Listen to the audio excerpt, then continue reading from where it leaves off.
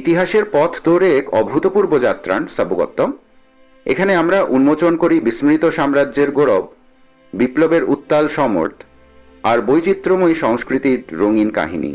আপনি কি সময়ের পর্দা সরিয়ে হারিয়ে যাওয়া গল্প শুনতে চান? তাহলে এই চ্যানেলেই থাকুন, সাবস্ক্রাইব করুন এবং নোটিফিকেশন বেল চাপুন, যেন ইতিহাসের প্রতিটি গল্প আপনার কাছে পৌঁছে যায়। চলুন একসাথে ফিরি অতীতের পথে।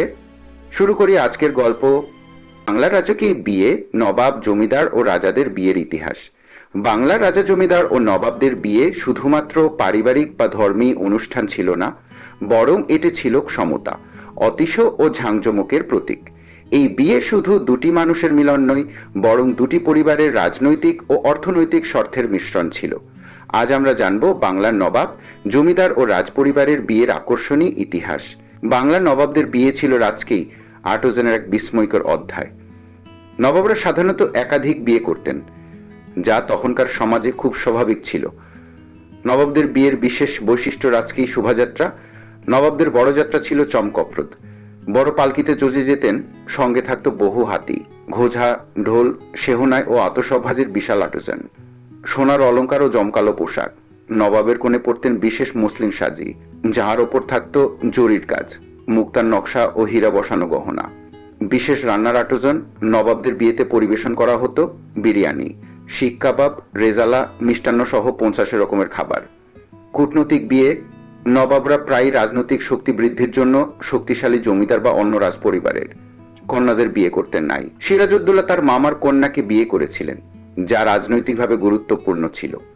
তার বিয়েতে ডাক, ডোল, নাচ গান, আতশবাজি ও সোনার উপর উপহারের ছচজি ছিল। বিয়ের পর নবাববাজিতে 1 সপ্তাহ ধরে ওসব চলত। জমিদারের বিয়ে ছিল নবাবদের চেয়ে কিছুটা আলাদা, তবে এইটিও অত্যন্ত বিলাসবহুল ও রাজকীয় ছিল। জমিদাররা তাদের সমাজে প্রেস্টিজ ধরে রাখার জন্য বিয়েতে প্রচুর অর্থ ব্যয় করতেন। দামি বরযাত্রা, হাতি, ঘোজা, পালকি ও বাজনা বাজানোর বিশাল শোভাযাত্রা হতো। বিশাল অতিথি তালিকা।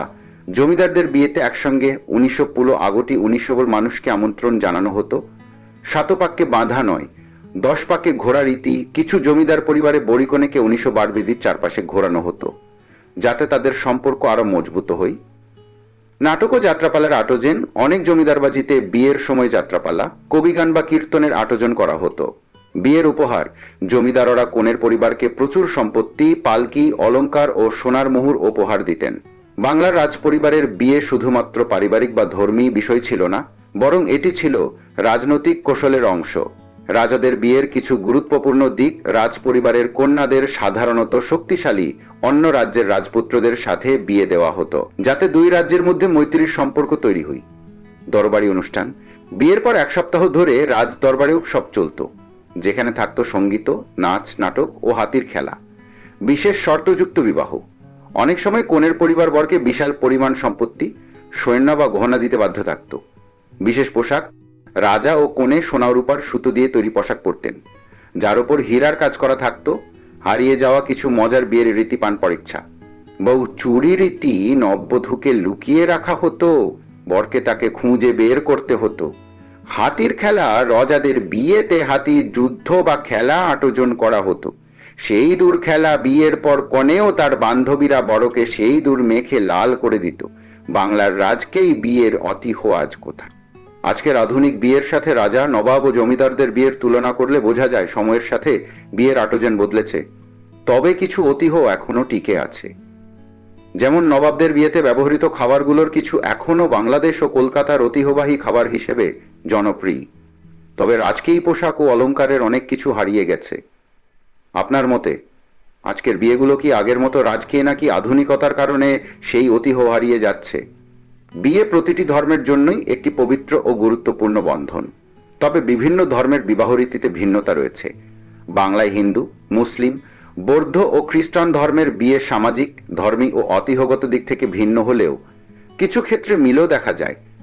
আসুন জেনে নেই এই 4 ধর্মের বিবাহ রীতির প্রধান পার্থক্য ও বিশেষ বৈশিষ্ট্য। 1. হিন্দু বিবাহ রীতি। শতপাক অগ্নিসাক্ষী।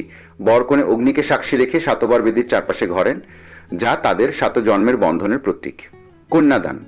কন্যার বাবা ধর্মের রীতিতে কন্যাকে বরকে অর্পণ করেন। সিঁদুরদান। বর কন্যার সিঁথিতে সিঁদুর পরিয়ে দেন, যা বিবাহিত জীবনের প্রতীক। শঙ্খ ও উলুধ্বনি, শুভ মুহূর্তগুলোতে শঙ্খ বাজানো হয় ও নারীরা উলুধ্বনি করেন। শেষ ঐতিহ্যবাহী খাবার মিষ্টি রসগোল্লা, সন্দেশ, নিরামিষ খাবার, লুচি, চাটনি, কিছু এলাকায় মাছ ও মাংস পরিবেশন করা হয়। মুসলিম বিবাহ রীতি নিকাহ, বড় কনে ইসলামী রীতিতে সমস্ত্রী হওয়ার জন্য কবুল বলেন। মেহের, বিয়ের শর্ত অনুযায়ী বর কনেকে নির্দিষ্ট পরিমাণ অর্থ বা সম্পত্তি দেন। কাজী ও সাক্ষী, মুসলিম বিয়েতে দুই পক্ষের সাক্ষী ও কাজীর উপস্থিতি বাধ্যতামূলক। দোয়া ও মিলাদ, বিয়ের পর নবদম্পতির জন্য বিশেষ দোয়া করা হয়। খেস, ঐতিহ্যবাহী খাবার, বিরিয়ানি, কোরমা, শিরমাল, সামাই, ফিরনি, জর্দা। বৌদ্ধ বিবাহ রীতি সীমা বিহারে বিবাহ, অনেক বৌদ্ধ দম্পতি মন্দির বা বিহারে গিয়ে ভিক্ষুর আশীর্বাদ নিয়ে বিবাহ বন্ধনে আবদ্ধ হন। ধর্মগ্রন্থ পাঠ, বিয়েতে ত্রিপিটক থেকে শ্লোক পাঠ করা হয়। সাদা পোশাক, কনে সাধারণত সাদা বা হালকা রঙের পোশাক পরেন, যা পবিত্রতার প্রতীক। সহজ ও নিরামিষ খাবার, বৌদ্ধ বিয়েতে সাধারণত খুব বেশি আড়ম্বর হয় না এবং নিরামিষ খাবারের প্রচলন বেশি। খিচুড়ি, নিরামিষ তরকারি, লাড্ডু, ফলমূল। আপনার মতে কোন বিবাহ রীতি সবচেয়ে আকর্ষণীয়? নিরামিষ তরকারি, লাড্ডু, ফলমূল? কমেন্টে জানান।